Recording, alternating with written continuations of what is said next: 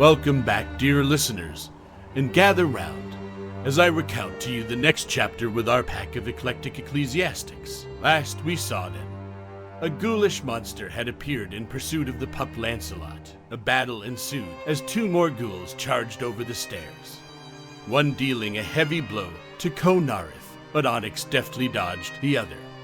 As Graves began to provide ranged support, Herbert leapt across the pit trap and joined the melee. As he leapt, another ghoul appeared on the stairs behind Graves and attacked the amnesiac.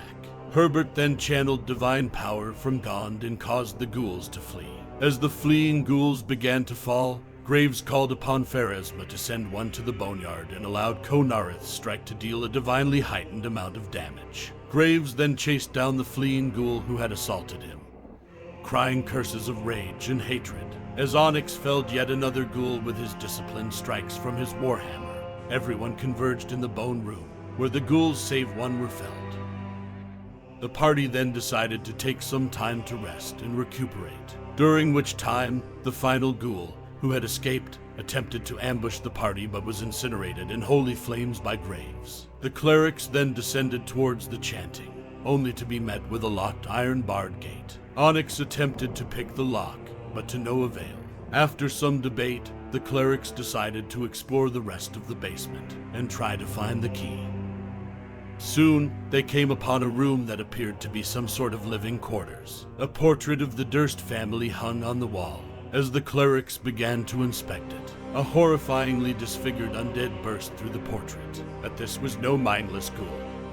It was in fact Lady Elizabeth Durst. Onyx began to question her, as Graves could be seen visibly shaking with hatred for the foul undead she had become. As Onyx probed for further information, she began to reveal the horrid person she was, even without the transformation of undeath. Walter had indeed been sacrificed.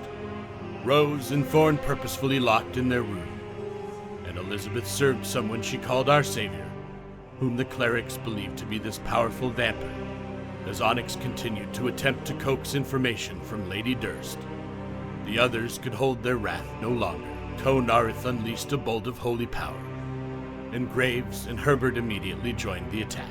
Lady Durst fell without resistance in mere seconds. Onyx, annoyed at his companions' actions, berated them for not trying to learn more, while Conareth swiped the amulet she wore, the key to the gate, and left the room, standing in quiet contemplation.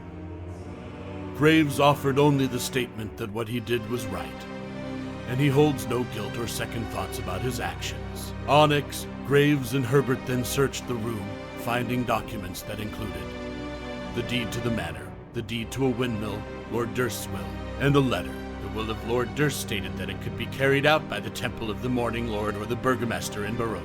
Herbert recalled that Morning Lord was a title for Lathander, but it had not been used in centuries. The letter largely consisted of its writer telling the Dursts that he viewed them as wholly pathetic, no more than worms, and enjoyed their misery. The letter was signed by their dreadlord and master, Strahd von Zerovich. The party regrouped after dispersing some items they found while Conareth was deep in thought. When his thoughts returned to the present, he simply stated that the group must retrieve Walter's body. The group then headed once more to the gate, key in hand, to descend down towards the chanting.